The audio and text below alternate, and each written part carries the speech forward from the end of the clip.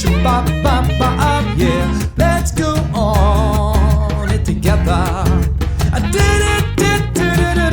Let's go on in adventure. Ba-ba, shoo-ba-ba-ba-up, yeah. Let's go on it forever. If you're feeling blue, nothing left to do, my love. And if you're feeling bored, I know you know the cure.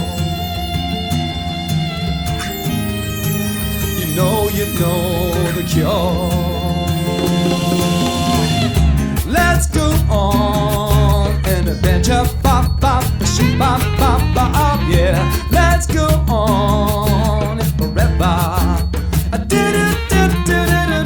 Let's go on an adventure, bop, bop, shoo, bop, bop, bop, yeah. Let's go on it together.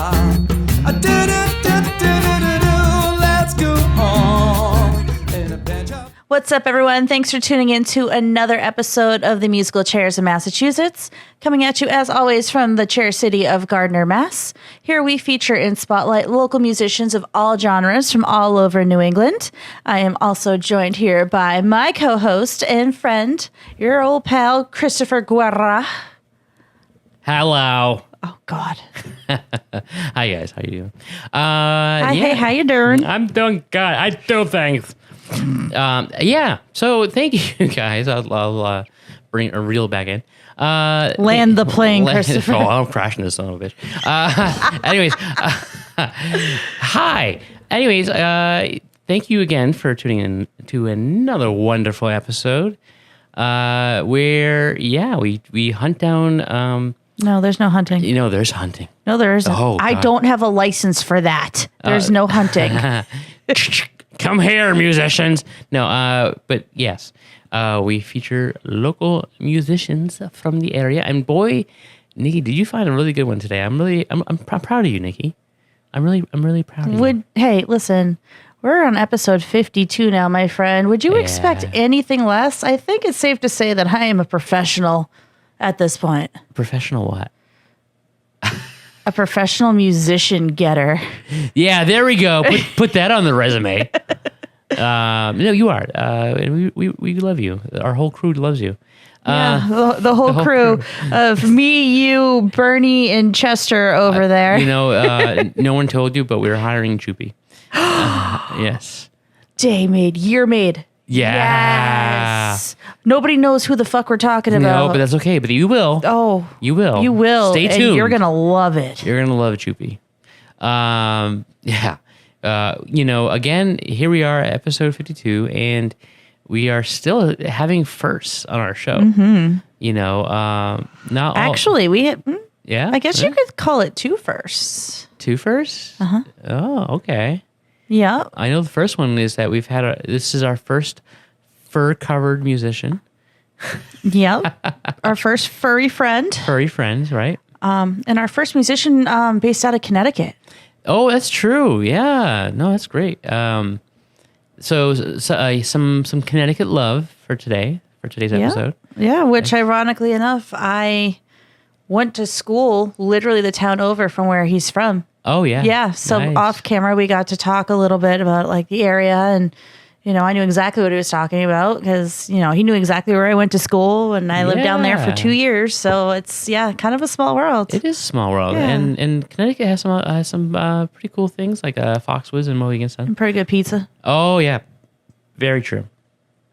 So we're excited, you know. The fact that he made the trek out all the way from Connecticut is amazing. Like, but he didn't do it alone. Nope, he had a partner. He did. Yeah, he's a package deal. And you know, I'm just. It's funny. Like we've had 100 musicians come through. Oh, easily. The studio now, and I'm just still like blown away every time with every guest that we have. Just incredible talent.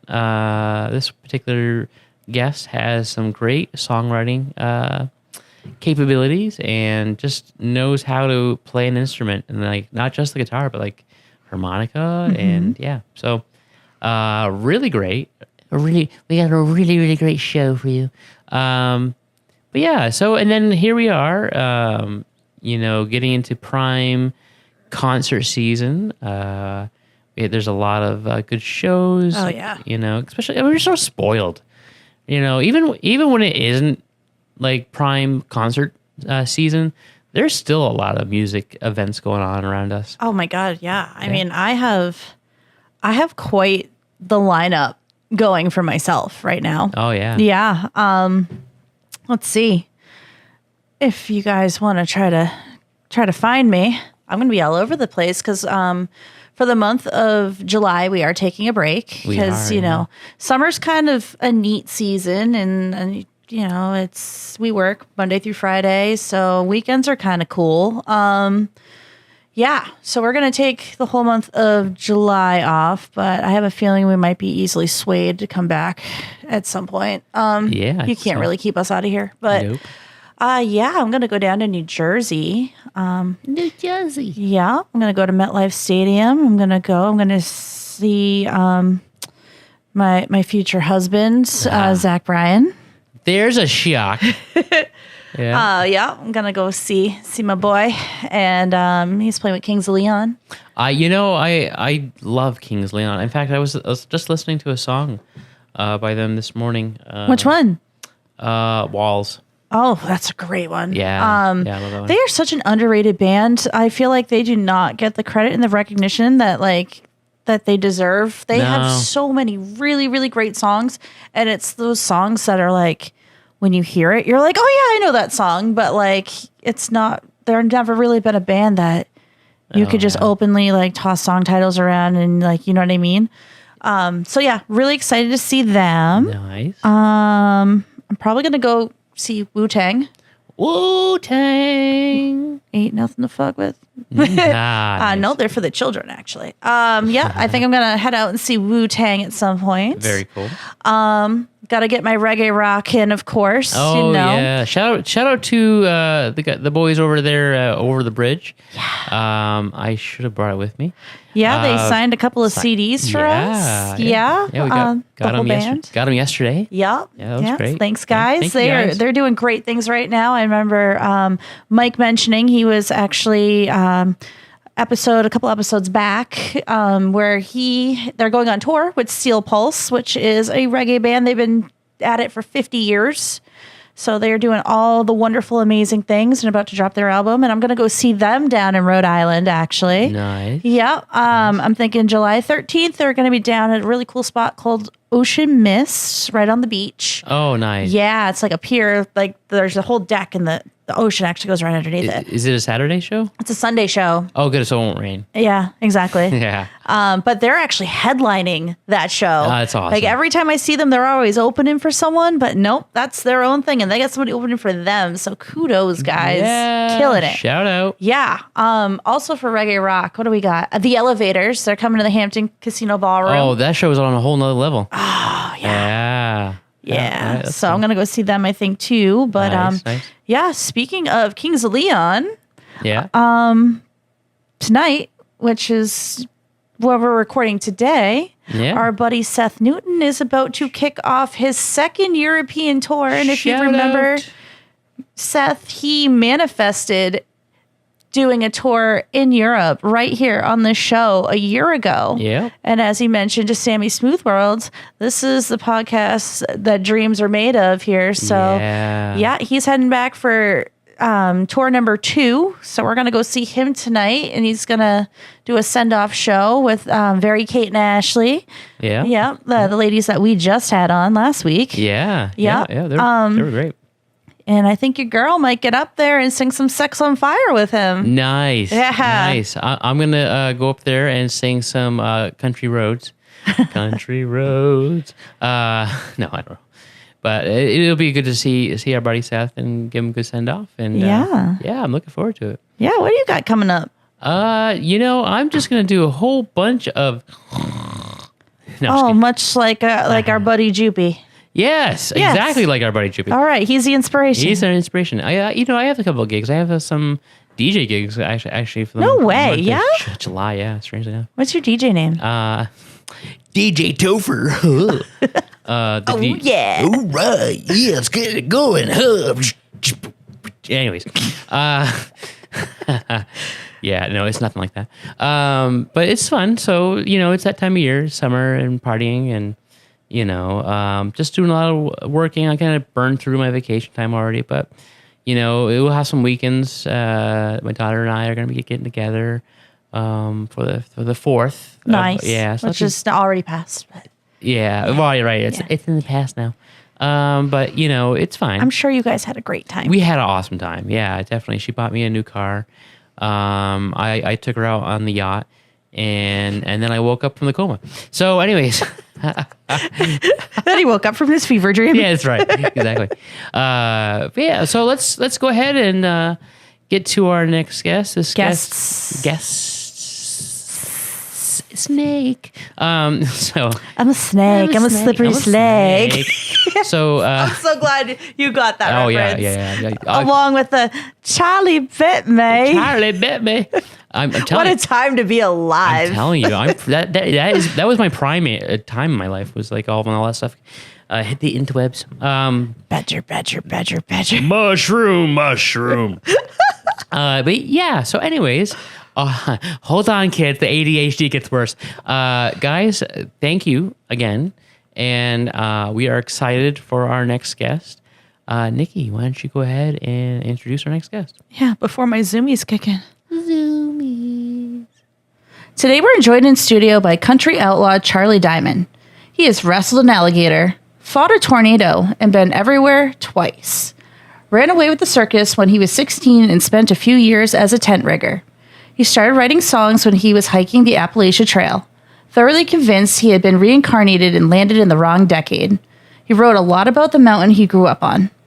Freshly back from Nashville, Tennessee, Charlie just recorded the single Modern Man in a Modern World with famed producer Dean Miller. Dean's father is the iconic country music Hall of Fame artist Roger Miller, known for such a big hit like King of the Road. Charlie is currently in studio working on a country album with Connecticut producer Tracy Walton and will be performing at the Black Bear Americana Folk Festival in Harwington, Connecticut at the end of August. Welcome to our studio, Charlie. Woo! Thank you. Yeah. Thank you. Great to be here. Yeah, thanks for coming down. I was excited. We've had this on the calendar for a little while, so I've been doing my research.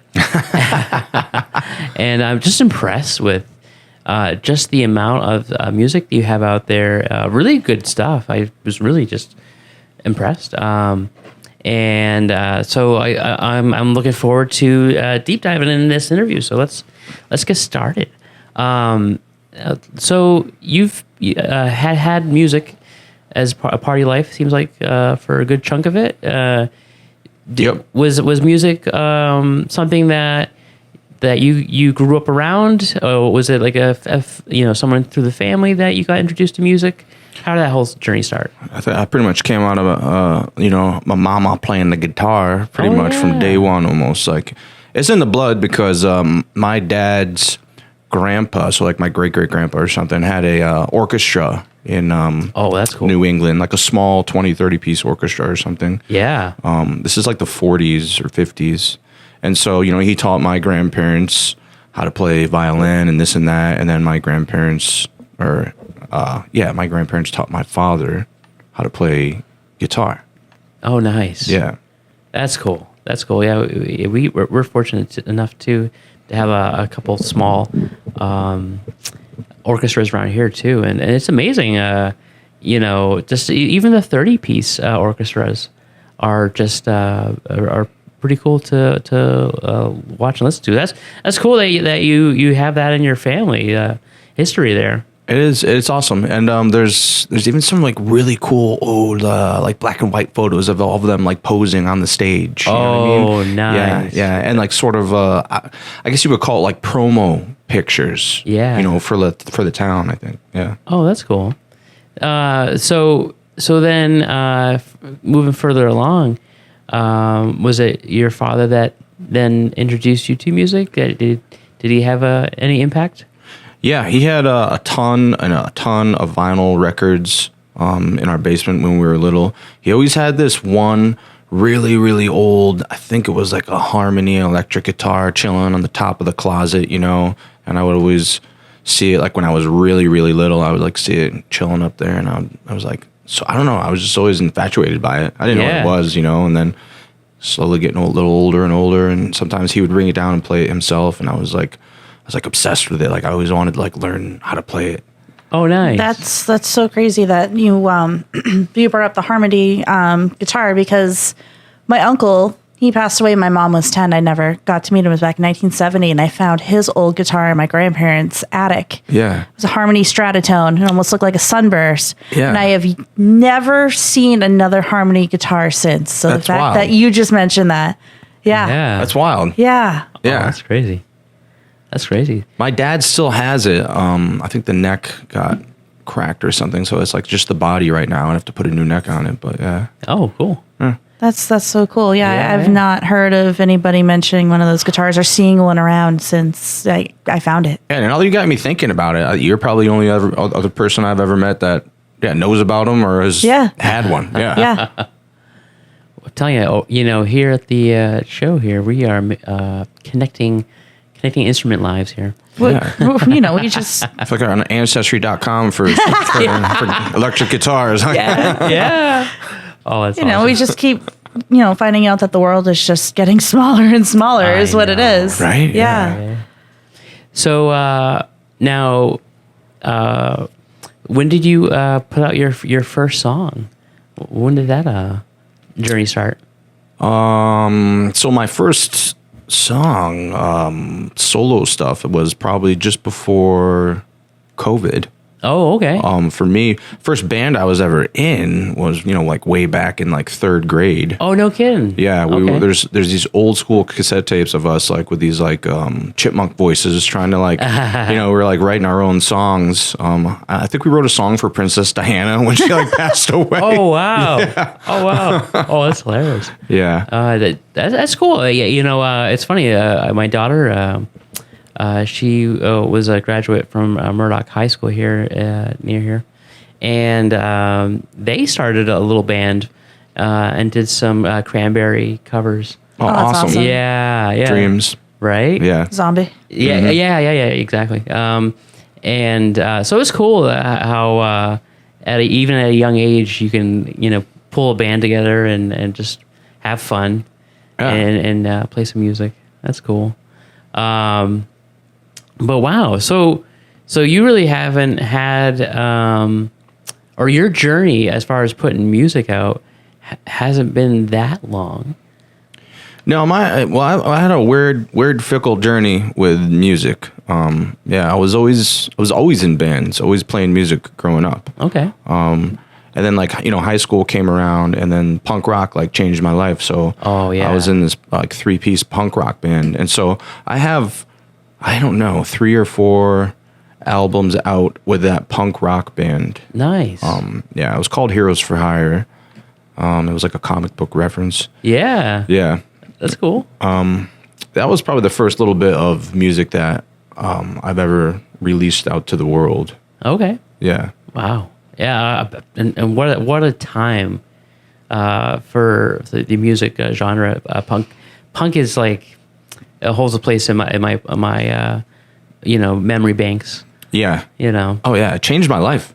Changed Yeah? my life. I grew up on the Beatles, Beach Boys, Jimi Hendrix. I'm pretty much like a blues electric guitarist. Jimi Hendrix was my dad's favorite, so it's like all we would listen to. Yeah, sure. And Brian Wilson is one of my favorite songwriters in the world. I saw him play live at the Oakdale in Connecticut a couple years ago, so I'm just glad that I got to see him before he, passed away. Yeah. But I think God Only Knows is one of the best songs ever written. I love that song. Yeah. Yeah, that's a great. I song. know they were actually supposed to come to Lowell, like the Lowell Memorial Auditorium, I think, and John Stamos was going to be with them. Oh, cool. Which is Oh, yeah. like, like the full circle, full house. Yeah.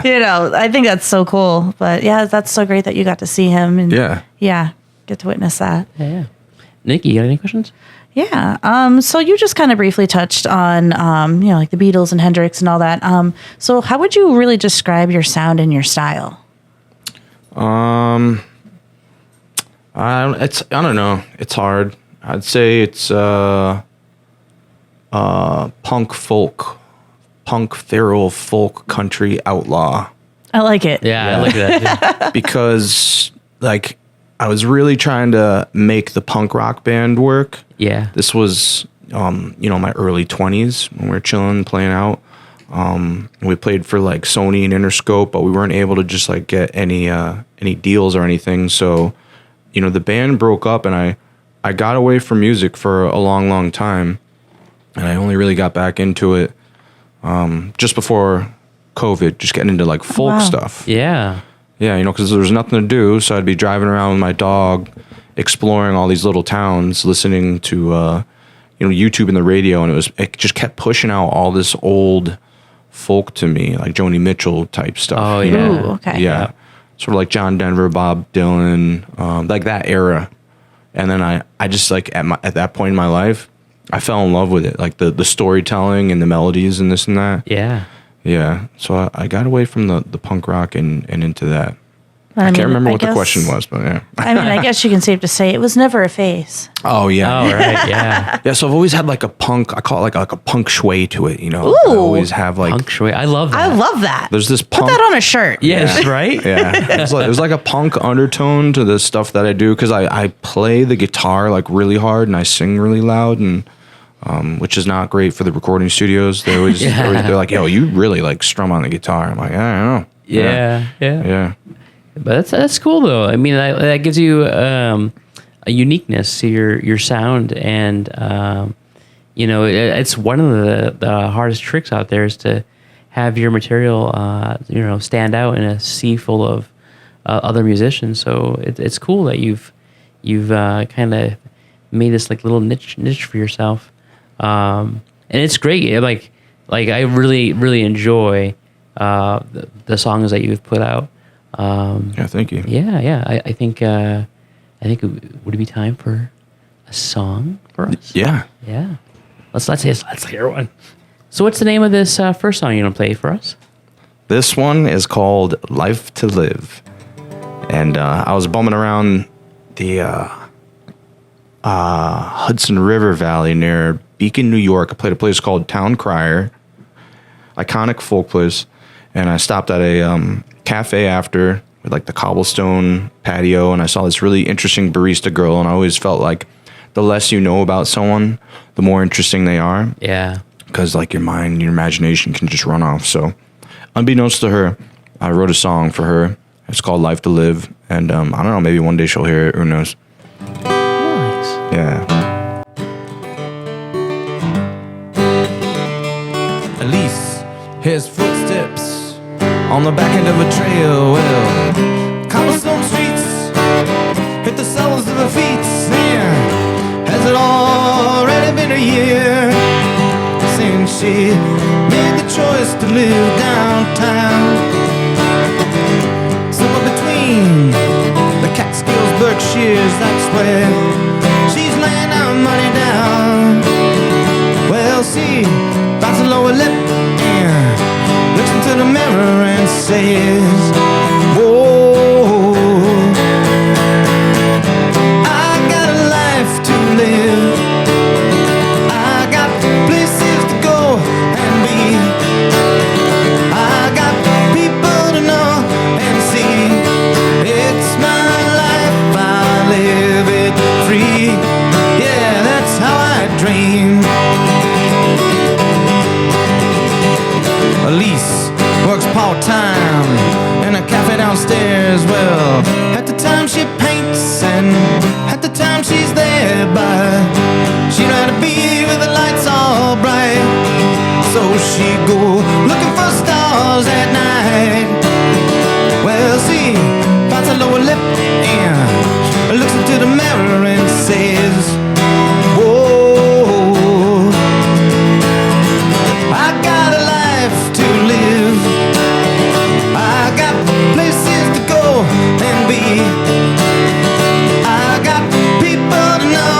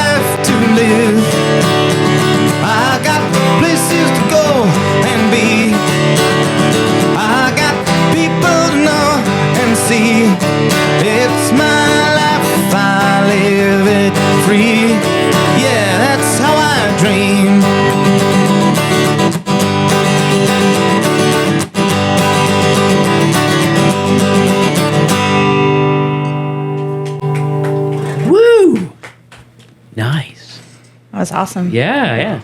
So I hope that song makes it to her someday. I know. Yeah. seriously.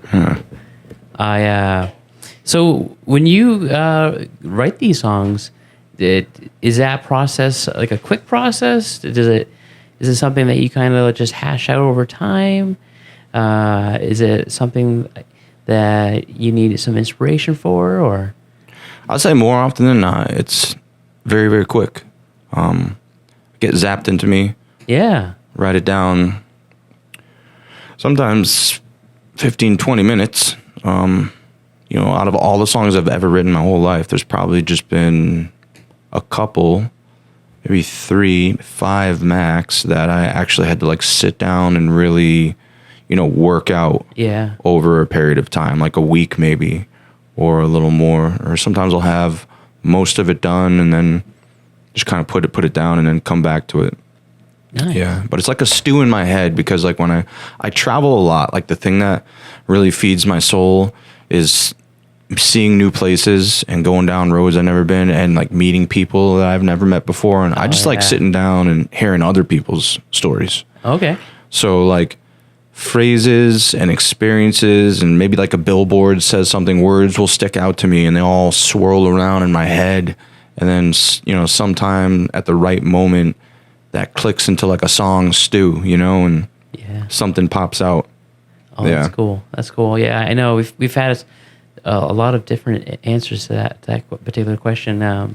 Yeah, like sometimes, somebody has inspiration and idea and they get it down right away, and it's but then there's other times like people will start to have ideas and they'll get it down and then they get like writer's block and they don't pick it up for like years later. It's such a mixed bag. It is. But it's always cool how we can relate to personal experiences and then work that into some storytelling through a song. Yeah, and I'll sit down and I'll write late at night, after midnight, somewhere between then and like 2 a.m.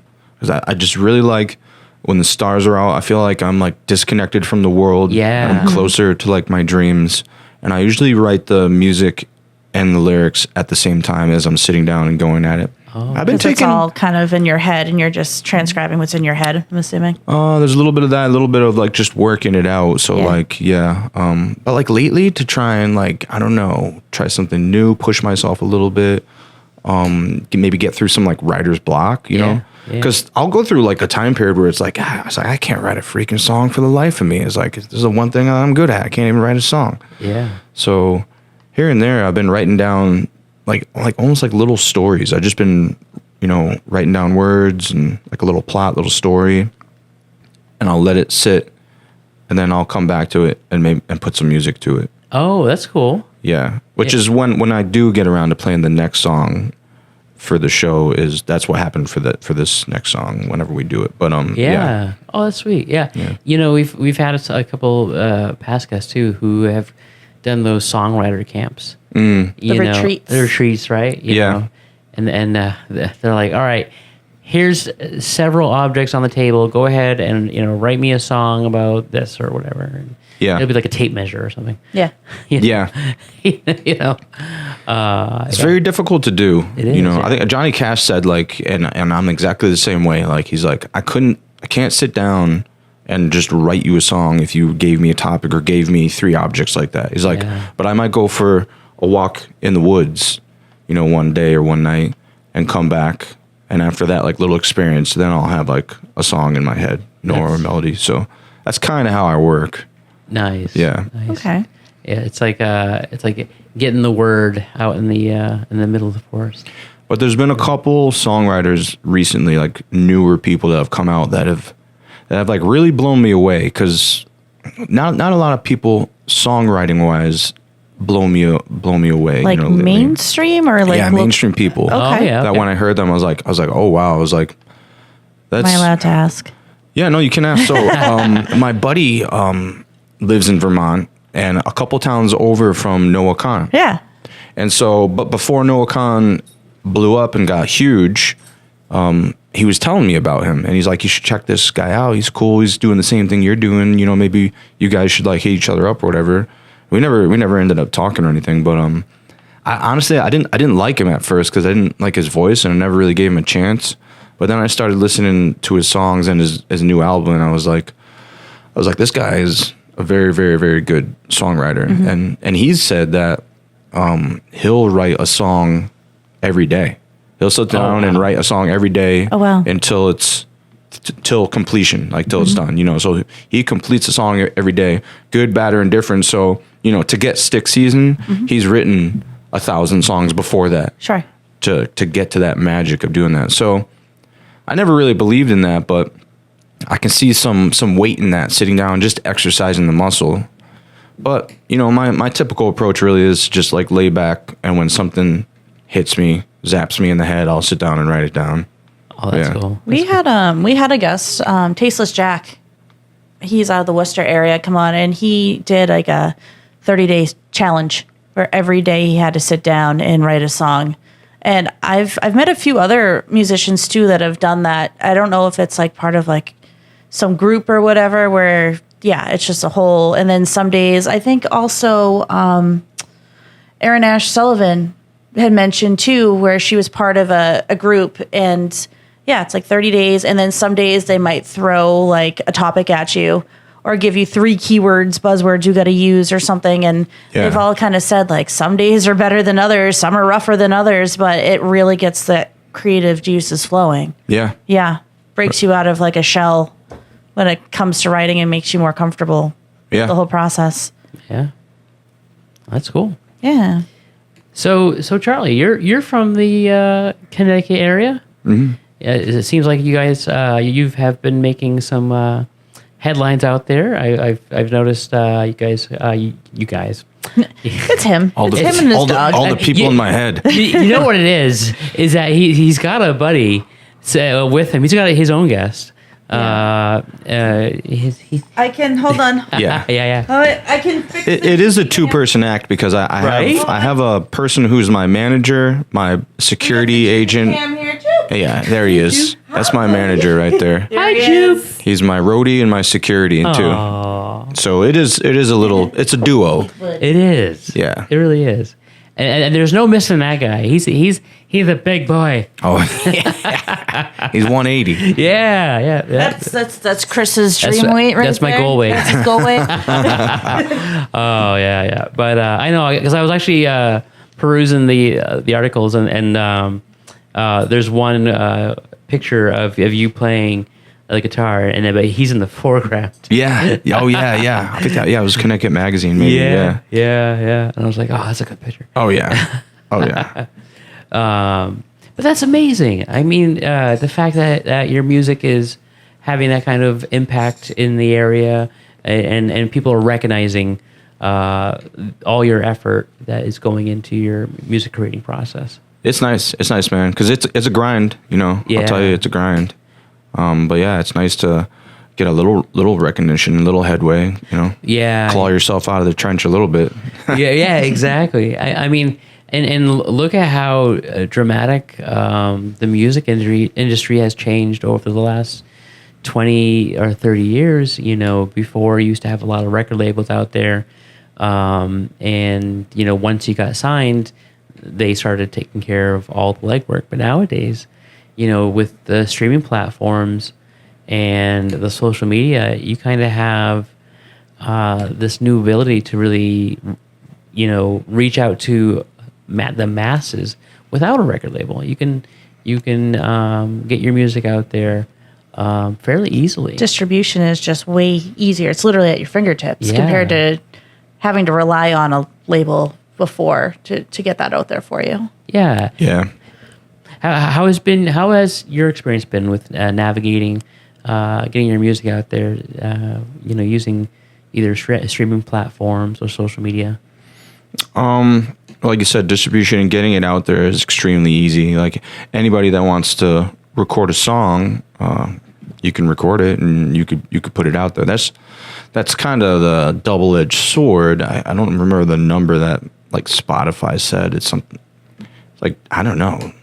I think it's 20,000, or it could be like 2 million songs like a day. Oh, I know, right? Are put out there. So how do you if you're trying to do something in in the music world and the arts and express yourself and get to a certain level, like how do you get there, you know? And there's multiple paths. There's more than one way to do it. I've felt like it's been pretty good. The local scene supporting bands to play live shows, and then local and like regional press, you know, and then you just at some point you gotta kind of get away from home and try and spread your wings and stretch and expand, you know, and like get your reach beyond your grasp. So I had a year, 2 years ago or so, maybe a little more, I kind of ventured out into New York City. You know? Oh yeah. So that kind of turned into my realm, and I was like hitting like Greenwich Village and like playing all like the parks and all the little folk places, you know, Played Rockwood Music Hall, which was awesome before it closed. It's funny because you were talking about the Bob Dylan movie. Yeah. I walk into the joint and I'm there early, you know, for the show.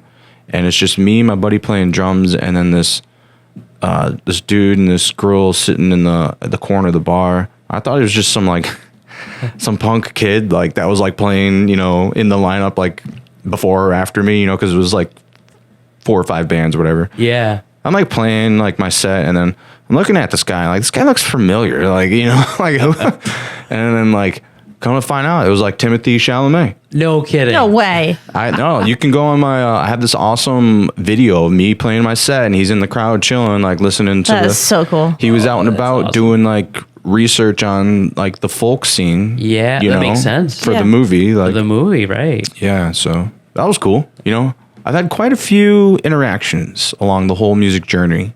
You know, Nice. you were talking about Ozzy Osbourne a little earlier. Yeah, I was. Yeah. So I was just in New York a couple of days ago. So my buddy is like a gun for hire musician drummer, and he plays in all these bands, and he's amazing. He's like, he went to Berkeley. He's just like out of this world. Yeah. He was playing with this Swedish pop star, Jasmine Kara.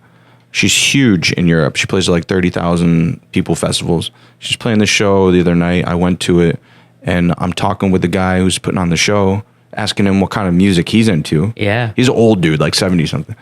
He's like, I like metal. And he's nice. English dude too, right? Yeah. I'm like, oh, okay. He's like, yeah, well, you know, I used to manage like Ozzy Osbourne. I'm like, oh, all right, man. So I'm talking to like Ozzy Osbourne's or Black Sabbath, actually. Black Sabbath's old manager. Yeah. So, That's crazy. Wow. So like New York City is cool because you never know who you're going to bump into on the Right. street, you know? Yeah. Yeah. amazing. Just nonchalantly. And weren't you like out west not that long ago too? Yeah, and then, you know, I was like, my gut always tells me to leave everything here and just move out west. You know, Okay. legit. Yeah. And so one day soon, maybe I'll do it.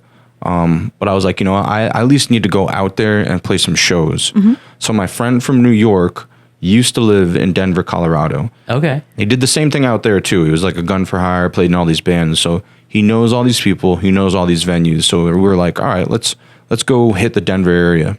So I did like a little Colorado Rocky Mountain tour, and we played in Denver, Littleton, Golden. Yeah. And we played like 3 or 4 little venues and speakeasies and stuff like that.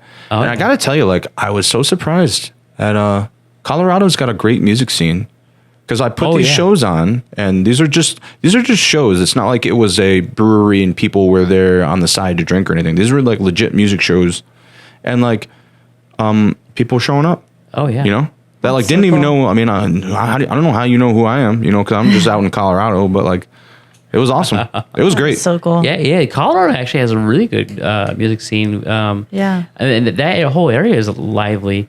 We got some family out there who has a friend that used to be the chef of Oprah for Oprah. Oh, awesome! Wow. Yeah. Yeah, and now he owns his own like gourmet roasted nut company out there. Love it. Yeah. I mean, just Denver in general, like there's so many transplants out there. It's like everyone, that's the new place to move out to. It used to be New York, and now like I feel like everyone's flocking out to, Denver. I always think about that, right? Because like, New York used to be the place if you want to make it. I always think about where is like the most poppin' like like music scene right now. You know, I yeah. always wonder about that. Austin.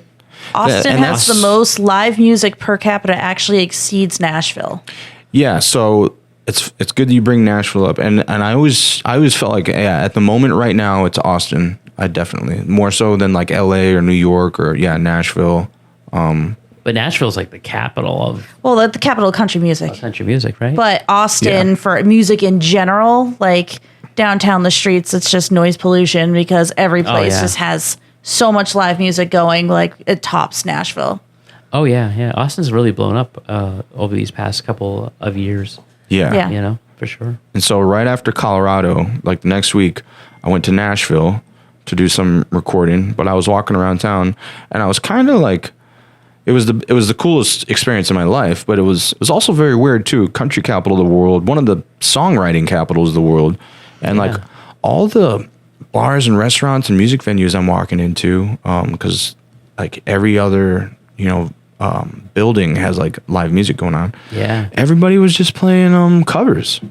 And I was like so confused. And I asked them, towards the end of their set or whenever I was there, I was like, because they asked the audience, what do you want to hear? And I'm like, oh, play some originals. And they were like, they were in love. They were so blown away. They're like, thank you so much for asking for originals. Yeah. So that was a weird thing about Nashville. Yeah. Because everybody was playing covers. Songs, Maybe it's like one of those like give the people what they want type deal. Like if I can keep their attention span going more, if I play songs they know, they'll just bop their head and like sing along and stuff. Like maybe that's what it is. Could be. And I'll say this. And I'll probably get a lot of flack and some negative mail for this. Who knows? But I consider myself like a songwriter and an artist, and I appreciate that art. So like I don't know. I can't stand people that play cover songs or cover music. Because like the world that I live in, I'm trying to be like an independent artist and expressing Yeah, of myself. course. So it's like if you want to be a songwriter, go out there and play your stuff. Like, Right. So I don't know. I don't like playing. It's like the saying, like be yourself, everyone else is taken. Yeah, like Picasso's like not gonna go out there and start playing like or painting other people's Right. blatantly, but yeah, because he did say like what did he say, like the true legends will steal things and you'll think it's their stuff, Yeah. but then you have people who will steal things and it comes off like they're just completely ripping off that artist. So Right. yeah, and it's fine. Like covers are great, but they don't stand out. Like when you leave a show or a performance, do you remember? Like Yeah.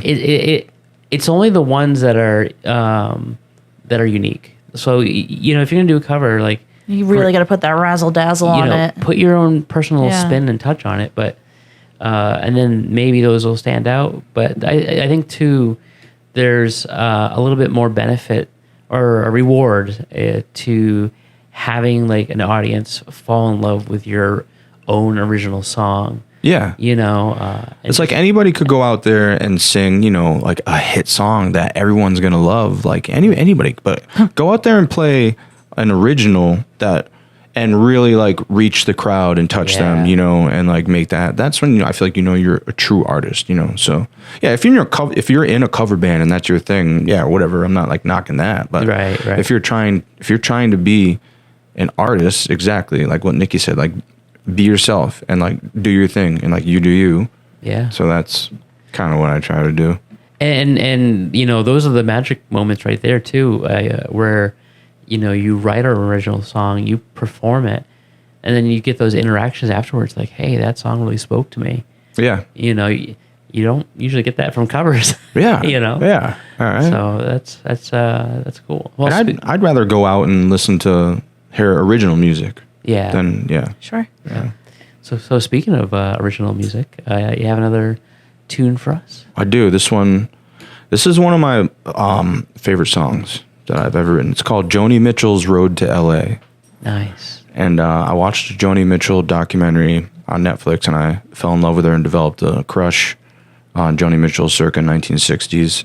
Yeah. But this was like one of those time periods where I couldn't write a song for the life of me. So I just sat down and like wrote down my thoughts, and I was like, hey, I was thinking about just daydreaming about Joni Mitchell and her boyfriend moving out from the East Coast to LA, trying to make it in, you know, entertainment in the music world, and she skyrockets to fame, and he ends up living under like the H sign in the Hollywood Hills in a cave, you know, and he's like just yeah.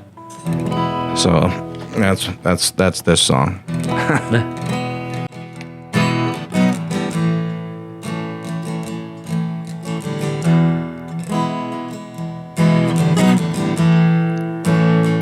Marquis de Soul was my friend. Then Joni came running in with her poems and love potions. What could I do but fall in love? Move out west, start our lives, our sparkled dreams, open road, scenery, Joni, you and me, taking Route 20, singing songs, making no money, vagabonds, disposition sunny, risk it all for love, my dream, my honey.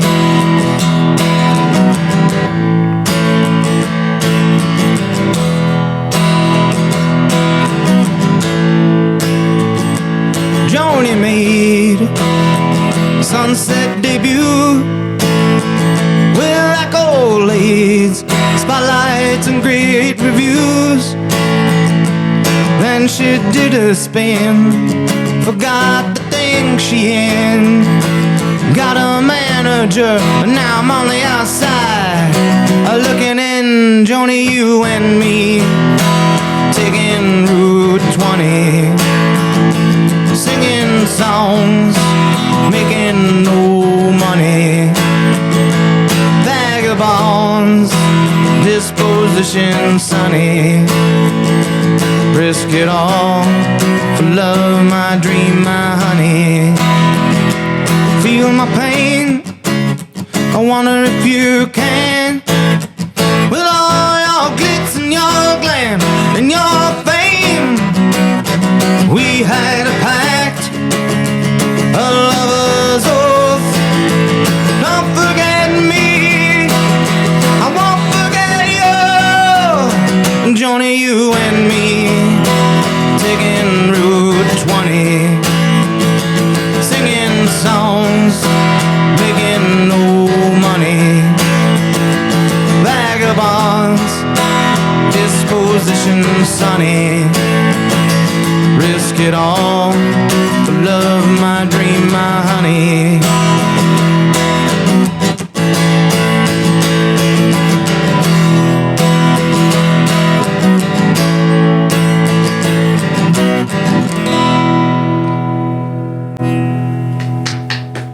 Woohoo!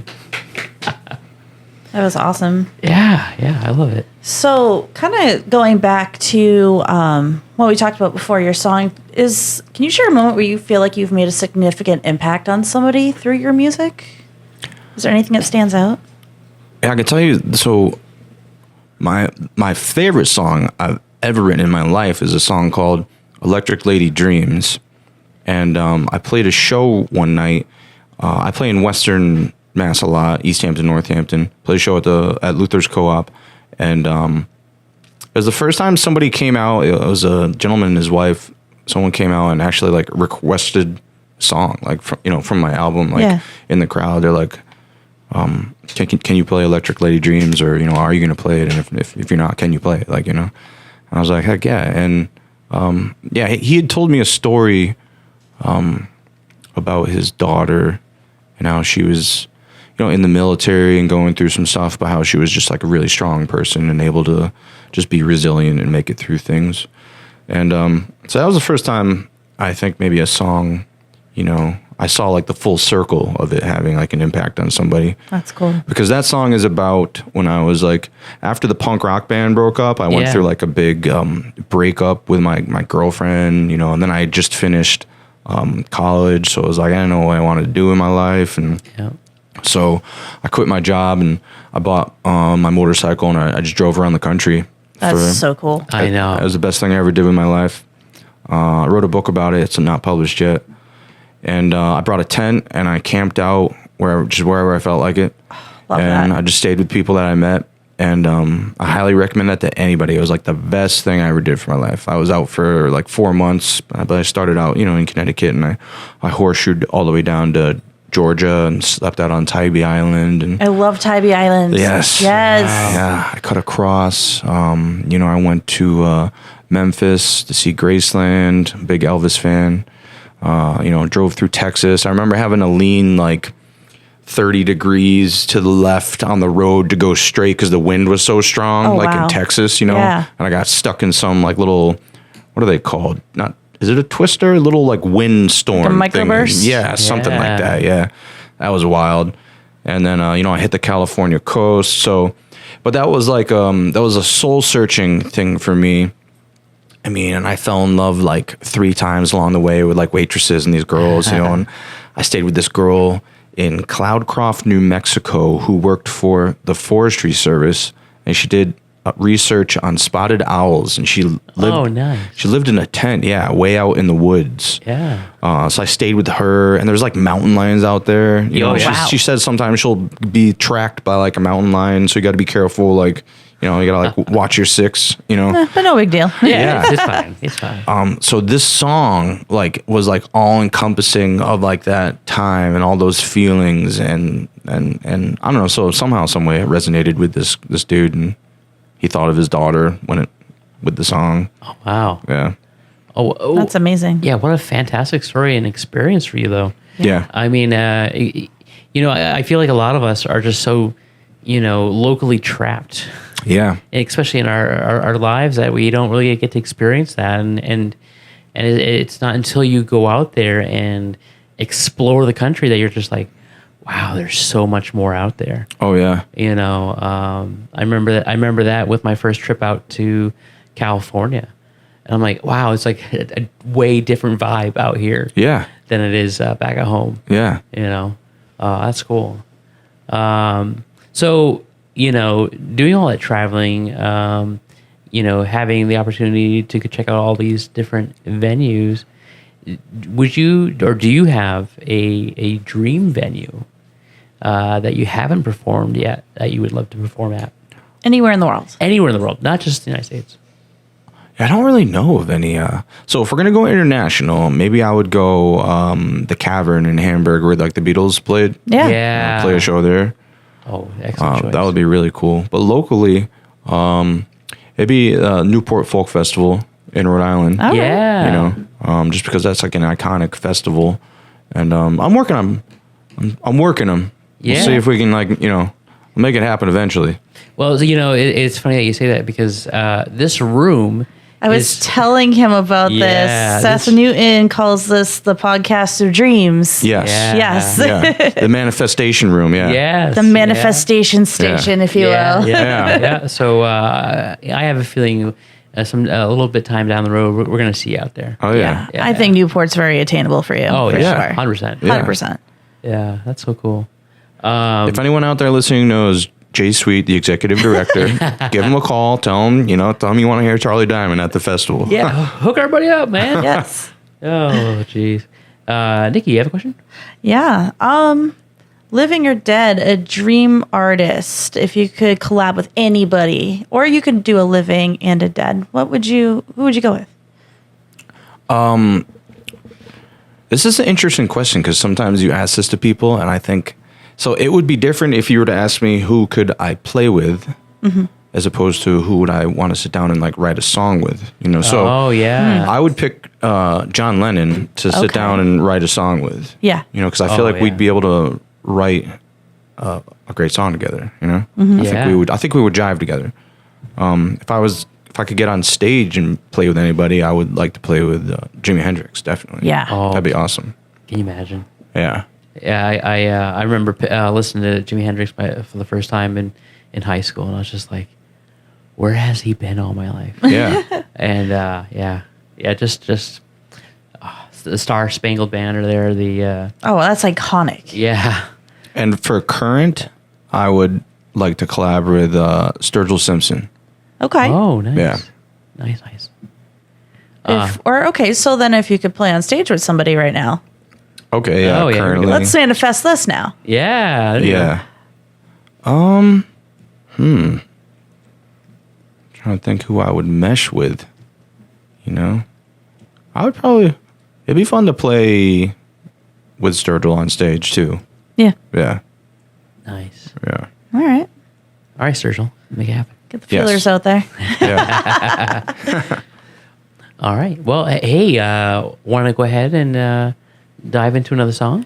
Can we hear that song that you just told the story about? Yeah. Yeah, Electric Lady. Yeah. Yes. Electric Lady I James. mean, we just went behind the music. Why not? I know, right?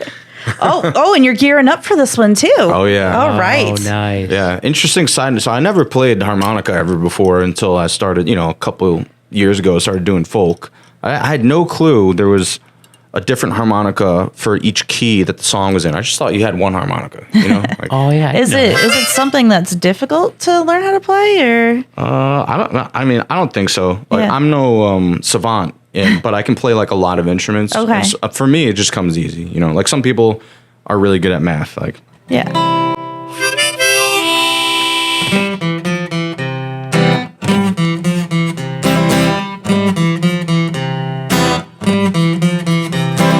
With $20 in my pocket, I left the city for my dreams.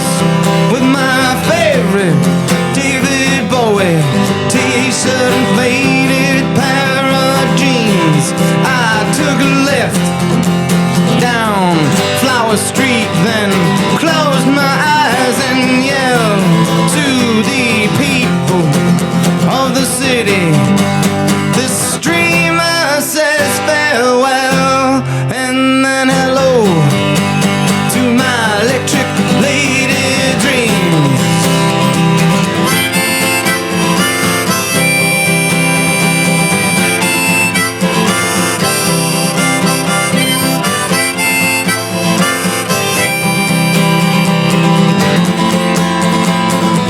Pulling away, filling station just south of Omaha. Ain't got no more money, nothing to eat, nothing at all. Well, I saw a gypsy kind of girl, they bandana in her hair. She said, I'm coming with you, sweet eyes where you're gone. Well, I just don't care.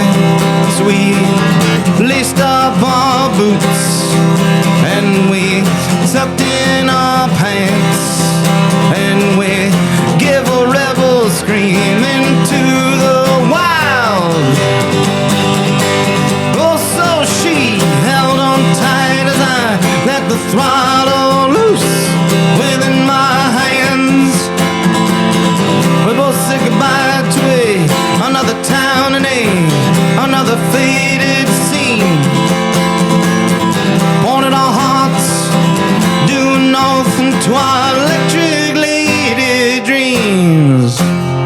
Yeah, our electric lady dreams.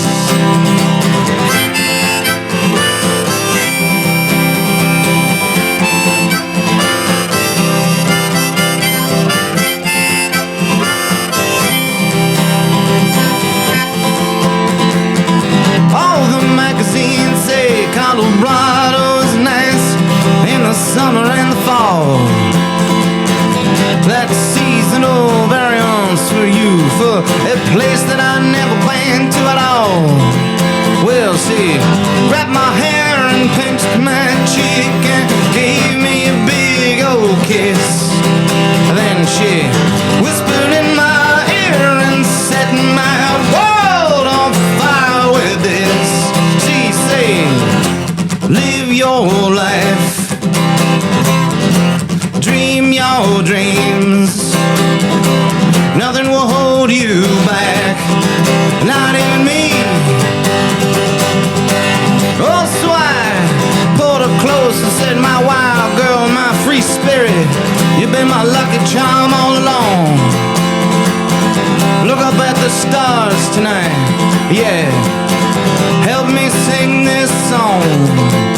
I say, grab your heart and take a leap and tell me the most recent thing you've seen. She said, you're beautiful as my love, am I your electric lady dream? Yeah, you're my electric lady dream.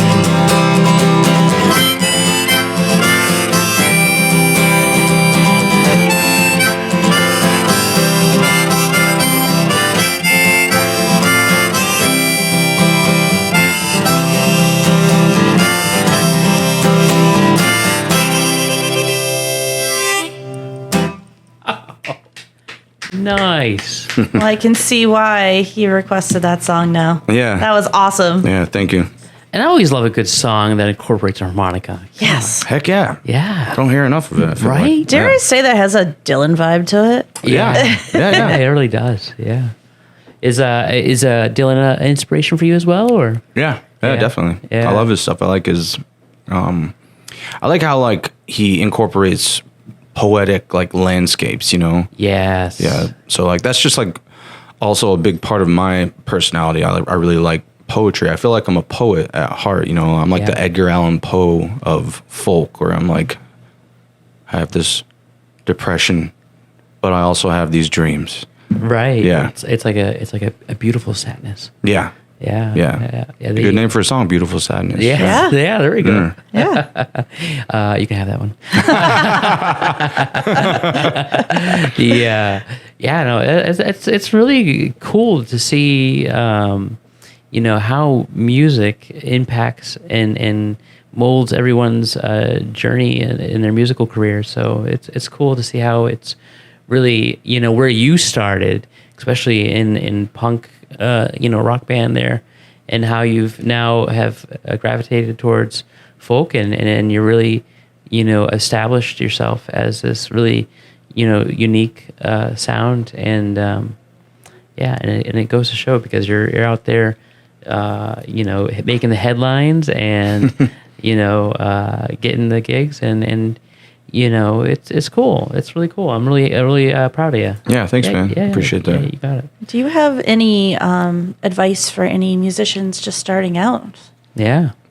Yeah, I'll say just go out there and do it, and like do it to the best of your abilities, and just go out and kill it. Like so many people talk themselves out from doing things before they even start. You know, so start, just go out and just figure it out as you're along the path. Right. You know? Like whether it's a fear of the unknown or just your own Yeah. worst critic or whatever, just do it. Yeah, so that show that I was at this past week in New York City, there was 4 acts. It was in a cabaret, dining, music venue type of a place. So fairly intimate. You can see the crowd, which can be intimidating. And the opening act, I felt really bad for them because it was a tough room to get going. Yeah. But the opening act came out and like they did their thing like there was 1,000 people in the room and everyone was cheering. And I was sitting back watching that and I was really appreciative of that, you know? And like I was like, yo, good for them. Like I like that they're out there, they're owning it and they're doing it. Like Yeah. and Yeah. so I appreciate that. Yeah. Yeah. That's the best advice for people starting out. Yeah, no, that's great. I know because you think about, you know, all those experiences that we deny ourselves by just saying, you know, that's not for me, or I can't do it. But then, you know, the ones that are just go for it. Like, Yeah. so sometimes the best stories come out of those experiences. Yeah. You know. Yeah, definitely. And I mean, you've also, like you said, you've traveled all over and played shows all over. Is there any experience that stands out to you, like just something crazy that you've seen or, like I can't make this thing up. This is a thing that just happened moment. I know, right? Spinal Tap moment or something. Yeah. Not so much like a crazy thing, but like bumping into random people at shows like that, Yeah. One of the first cool things with the punk rock band, we used to play this place called the Webster Theater. That's still there, and we ended up opening up for Dizzy Reed from Guns N' Roses. He's their keyboardist, Yeah. So that was one of the earliest moments I can remember in like the musical career. That's cool. Yeah. And one of the more recent ones was in New York with my friend Timothy. That one's gonna be hard to beat, but yeah. Having like a world famous like movie star like in the crowd while you're like playing. It probably helped that I didn't know it at the time. It probably helped out. Yeah. Oh, that's so cool though. And we'll be right back after these brief messages. In 2025, be on the lookout for Derek D. Acoustic's upcoming album, Ashes to Acoustics, The Sonic Revival. Throughout the year, Derek will be releasing several singles, leading up to the full album release, which will include a few extra tunes just for you. Ashes to Acoustics features live acoustic covers performed at open mics at the Otter River Pub, recorded by Soundbites events and open mics. You'll find them on all streaming platforms, so make sure you follow Derek at Derek D Acoustic to stay updated on these releases. Enjoy Ashes to Acoustics, the Sonic Revival in 2025 and beyond. And now back to our show. Yeah.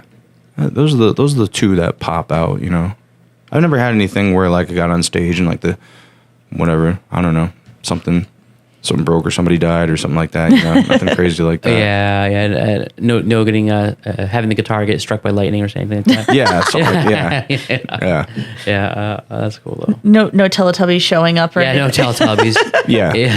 Yeah, we have one musician on and he was playing a show and it was like around Halloween. These insert Teletubbies just come walking in and did their thing and then leave. Left. Yeah. That's awesome. They just came in, did some dancing, and then like, bye-bye. I wish that would happen. Yeah. Right? Yeah. Oh, yeah. I mean, the best I could do is show up to one of your gigs in like an inflatable T-Rex suit. Yeah. But That would be awesome. That would be amazing. actually, did you see in Keene, they just had Jumanji Day because they filmed that scene in Jumanji in downtown Keene. What scene? I didn't know this. What? Well, really? Well, like a majority of the movie was filmed in Keene. Oh, really? New Hampshire. Yeah. Oh, wow. I didn't know that. Yeah, so they just had Jumanji Day, or it might have been like a whole weekend or something like that. Yeah. But like the running of the animals in the streets, they had somebody in the back of like a Jeep Wrangler with a camera, and they had all these people in inflatable, like the costumes. So you had like the rhinos and the zebras and all that. And it was just these people running down Main Street in these inflatable animal costumes. And I am so bummed out that I never knew about this because you bet your ass I would have been there for it. Heck yeah. Yeah. Yeah, it was the 30-year anniversary of the movie, and at the time of the movie, they had a lot of these paintings on the brick walls. Yeah, pair of shoes. And some of these paintings had gotten worn off or whatever, but they repainted them for the anniversary. So like the pair of shoes a logo is plastered on the side of I forget the name of the street. But it's right by downtown. You can't miss it. Nice. Yeah. Yeah, and it was like a nice little homage to the movie. Yeah. Yeah, you should look into Keene because they have the theater right there on Main Street too. Oh my God, It's beautiful. Yeah, they just redid the whole thing. Yeah. Yeah, What's it called?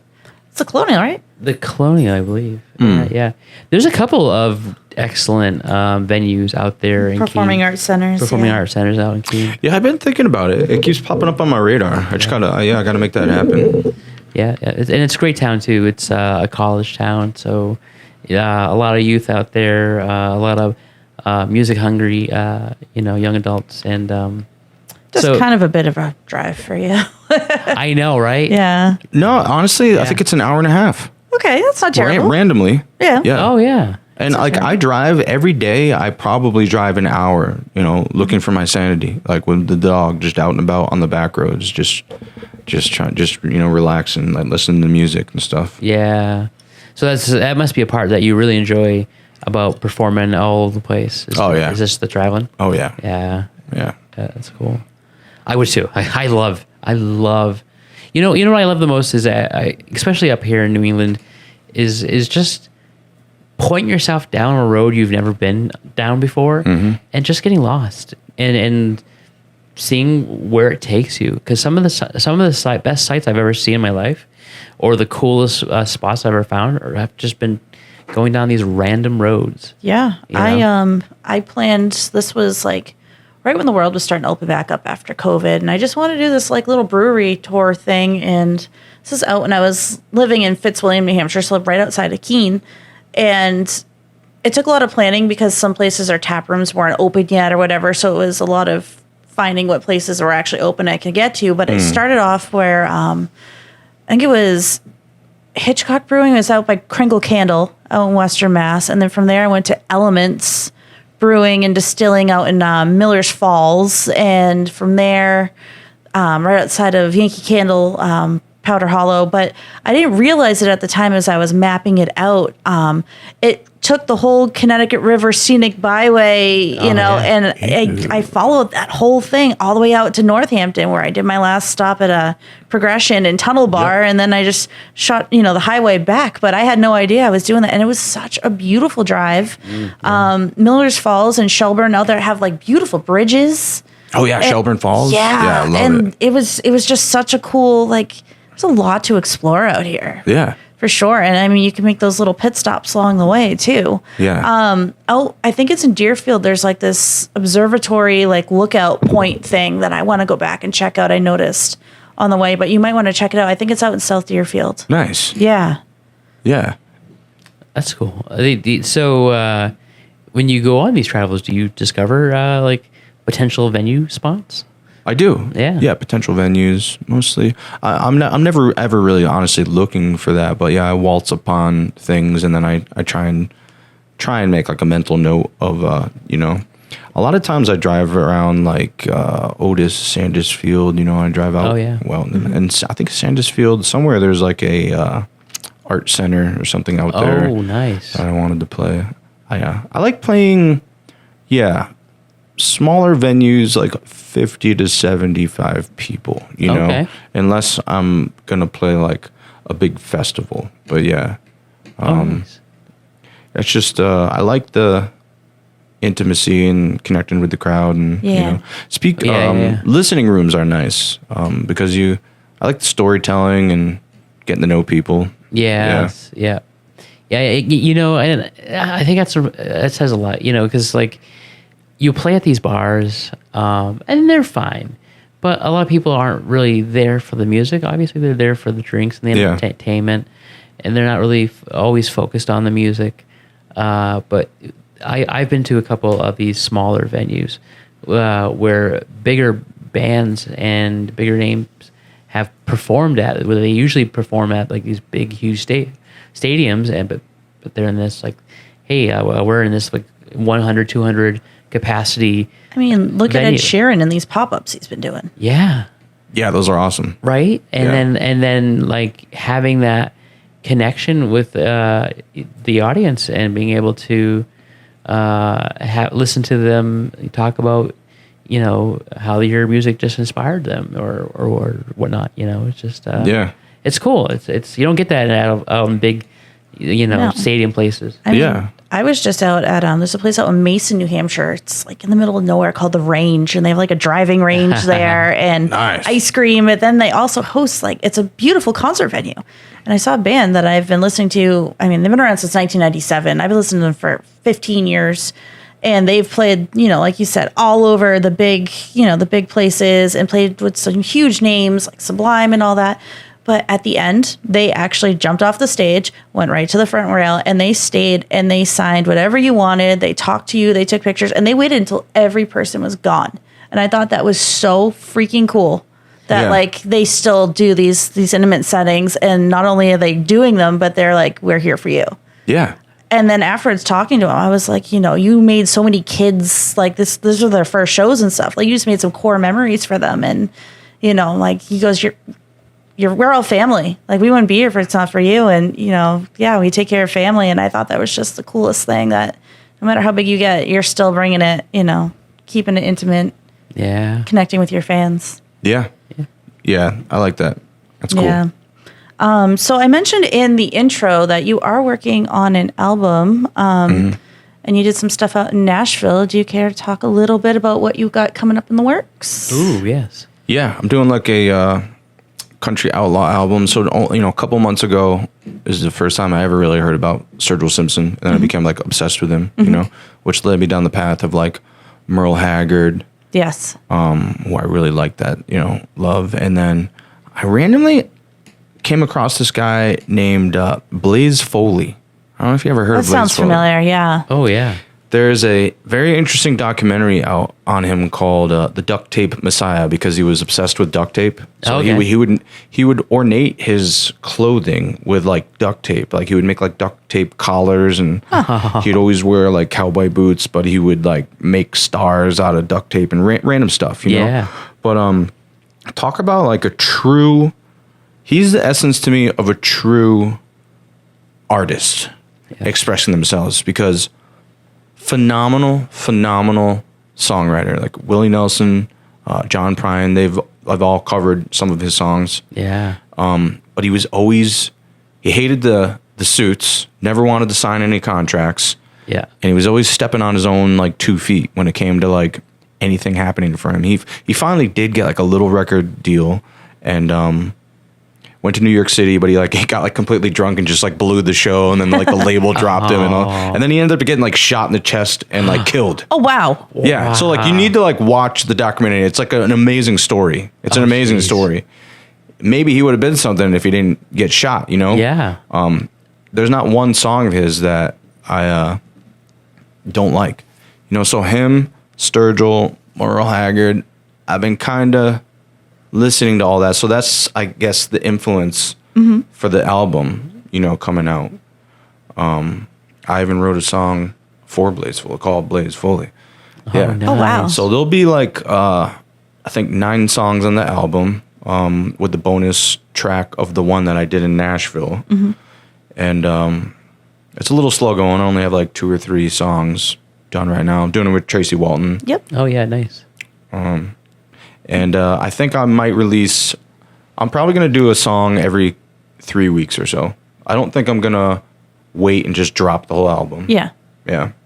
That's a good way to do it. You know, give them a little sampling of the album. Yeah. So things will start to trickle out soon. Yep. You know, and like I said, I don't have too many shows scheduled. So I guess if you want to see me, you got to come to one of these select shows, you know, like, Yeah. which you can find on the website, charliediamondmusic.net. .net, folks. Because we're different. That's right. Yeah. Which I love that I got the .net, you know, like, yeah.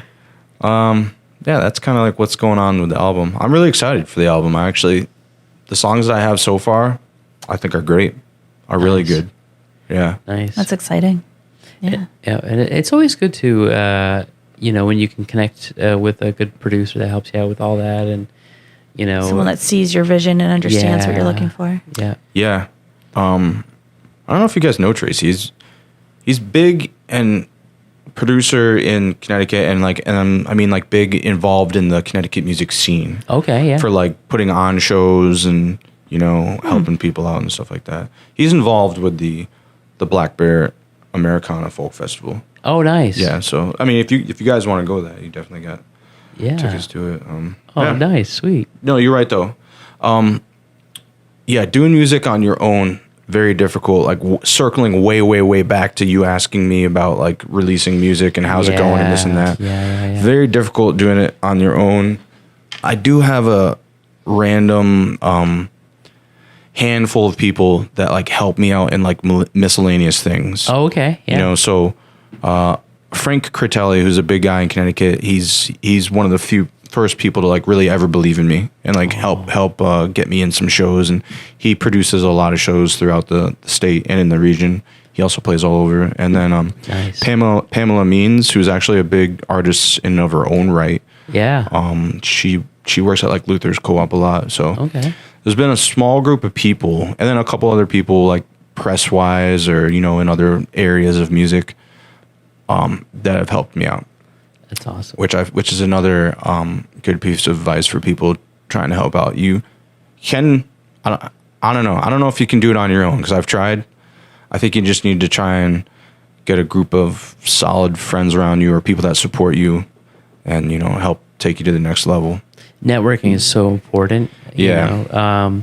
And we're fortunate in this area, I feel, because like we do have a lot of other musicians, other people who are active in the musical community in other ways, who go out of their way to really help support local musicians. Yeah. And of course, you probably have more experience with it than we would, but I have a feeling that doesn't really exist elsewhere. There's a lot of gatekeeping in other areas of the country when it comes to music, but here it seems like everybody's rooting for everybody. Yeah, there's pockets of it throughout the country that are similar to here, but Mass, Connecticut, New England sort of area, especially Western Mass. You have the New Music Alliance, Mark Sherry, Mark Ramone, they're great. They help out local artists. Yeah, there's stuff going on. And then Northampton Radio has been great. Oh, yeah. All the local radio stations have been really good to me. I don't know if you know Tommy Twilight. Oh, I've heard the name. He's like a poet. What do you call it? He's one of the, I don't know if he's like the state poet, but he was like one of the head poets for one of the societies in Massachusetts. Yeah. That's cool. And he also DJs, for them. Yeah. I know it's and that's why we felt inspired to do the show, is just because there's so much talent out here, and we do have a lot of local press that will put a spotlight out there, but I think the rest of the country is like missing out on what we have to offer, because a lot of the musicians that are performing out here, they feel like they need to go out to like Nashville or Atlanta or LA just to get recognized. But I'm telling you, man, I think we have I'm probably gonna ruffle some feathers here, but I feel like we have a more talented musical area than some of your big spots, hot spots. Yeah. Yeah. Yeah. It's just all about how it's being spotlighted. Yeah. So we're gonna make some famous people on this show. That's our goal. Yeah. Heck yeah. Yeah. Yeah, I just want the right set of eyes or ears to just happen to catch us at the right time. You know what I mean? Because that's all it takes. Yeah. And to be like, whoa, what's going on here? You know what I mean? Like that's my goal for this show, anyways. Yeah. Just the right eyes, the right ears, at the right time. Yeah. Yeah. Yeah. 100%. Yeah. Thank you guys for doing what you do. Oh, thanks. Well, so we are nearing the end, but I think we have time for just one more song. one more song. What should I do? I'm torn. I have a song about Northampton. Okay. You mentioned the Tunnel Bar. I love the tunnel Yeah, bar. the song is about just walking around Northampton on a great sunny day, and just wishing you had someone, a significant other, girl, guy, whatever, to enjoy the day with you. Yeah. Or I got the song that I did in Nashville. I don't know. Oh, you know what? It's like local great song, Right. or you want to hear like the Nationals? I don't know. Oh, that's tough. We can. I'm like, this is our show. We could do two songs If you want. if you want to do two If songs. you want to do two songs, Oh, I mean, I don't care. I don't want to take up too much time, but yeah, yeah, I let's can do it. The audience loves the music. Yes. All right. So what are we going to do first then? The Northampton song or the Nashville song? I'll start out with the Northampton song. Okay. Yeah. This one's called Me and Ruthie. Yeah. And I played it at a bar. The bartender's name was Ruthie. Oh, It was nice. interesting. That was just pure It was just coincidence. pure coincidence. I don't know anyone else named Ruthie ever in my life. I was going to say, what's the, how did you come up with the name for the song then? I don't remember. There was something behind it. There was, like, I heard it somewhere. I heard it in a movie or something, and I was like, I really like that name. Yeah. I want to write a song. Was it Ozark? Oh, I don't know. Is there There's Ruthie? a Ruth. There's a Ruth in Oh, Ozark. okay. Oh, yeah. Yeah. I don't think it was Ozark. No. I'm thinking the Goonies. Baby Ruth. Oh God. Sorry. That's on mine.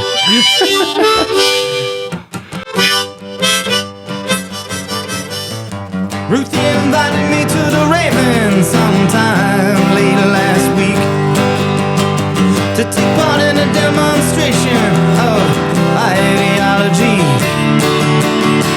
We marched right past the tunnel bar and a wink she shot at me.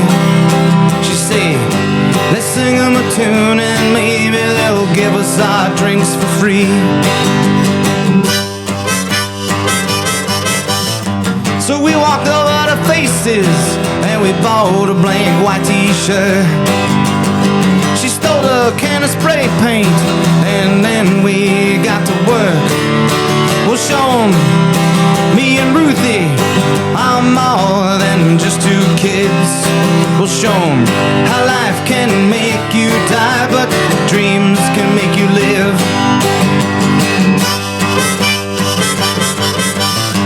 On the second floor at Thorns, we walked by the senator's room. We sat down in the photo booth and watched the flashes boom. She said, I wanna change the world someday. I wanna show 'em what we can do. Well, Ruthie, you got my back and I know that I got you. We slipped down at a psychic underneath the neon lights. We was looking for information, but something didn't feel right.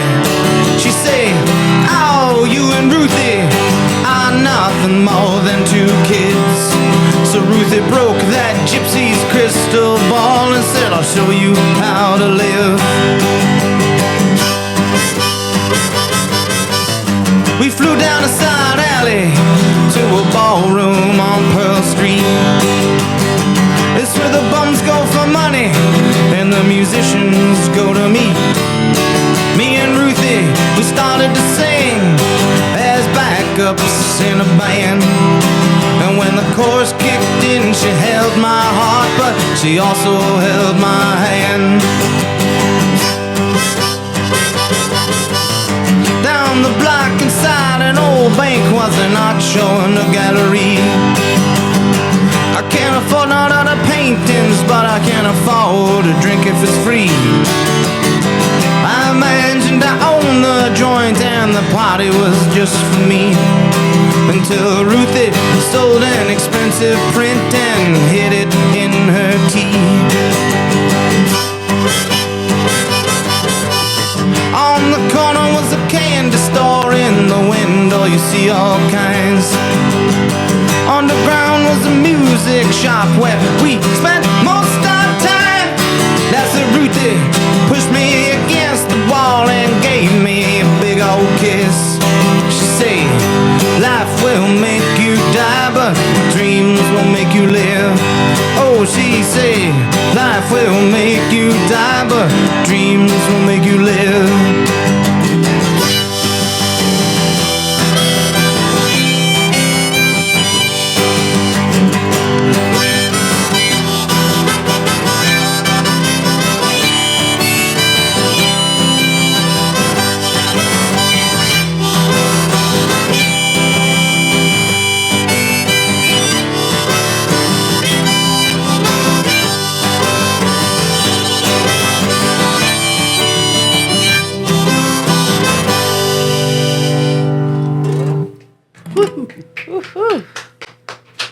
That was awesome. Yeah. Jimmy at one point turned around and he was just like gazing into the camera over here. I was like, I kind of want to cut to him right now. Oh, yeah, you should have. You should have just done it. Oh, well, now that I have your blessing. Whenever you feel like you need to. Yeah. I mean, he is part of the experience, right? Yeah. All day. Yeah. He's my sidekick. Music and my dog saved my life. Oh, No love doubt. that. bless that. Yeah. All right. So then this song is The Nashville song. What's this one called? This one's called Modern Man in a Modern World. All right. I was just thinking about how, man, I'm a guy living in this modern world and trying to make it in music, trying to reach my dreams. And there's a farm I walk around back home. And by the time I was done with the walk with Droopy, I pretty much had the song like worked out in my head, you know? Yeah. Yeah.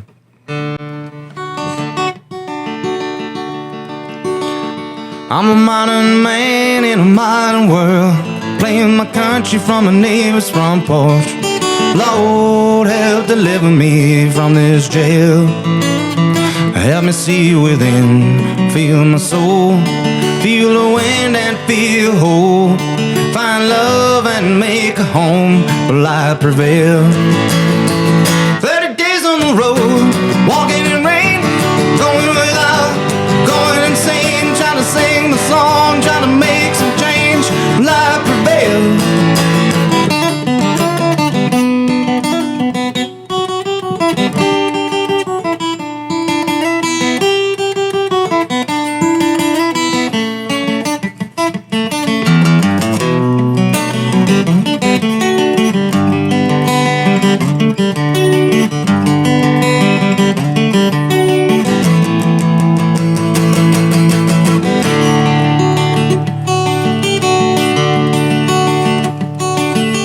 River, take my fears away.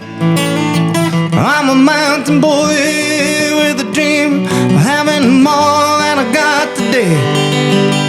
River, sing me a song.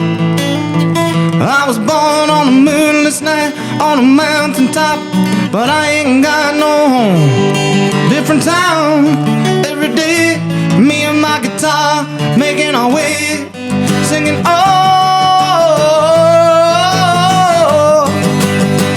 I'm a modern man in a modern world, playing my country from my neighbor's front porch. Lord, help deliver me from this jail. Let me see within, feel my soul, feel the wind and feel whole. Find love and make a home, will I prevail? 30 days on the road, walking in rain, going without, going insane, trying to sing my song, trying to make some change, will I prevail?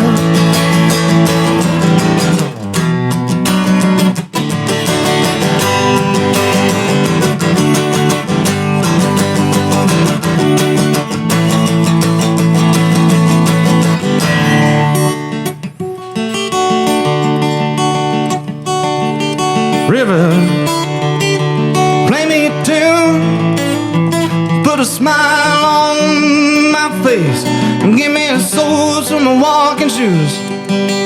River, fill my heart up, sleeping under the stars and moon on a summer night, in the back of my old pickup. Different town every day, me and my guitar making our way, singing I'm a modern man in a modern world, playing my country from my neighbor's front porch. Lord, help deliver me from this jail. Help me see within, feel my soul, feel the wind and feel whole. Find love and make a home, will I prevail? 30 days on the road, walking in rain, going without, going insane, trying to sing my song, trying to make some change, will I prevail?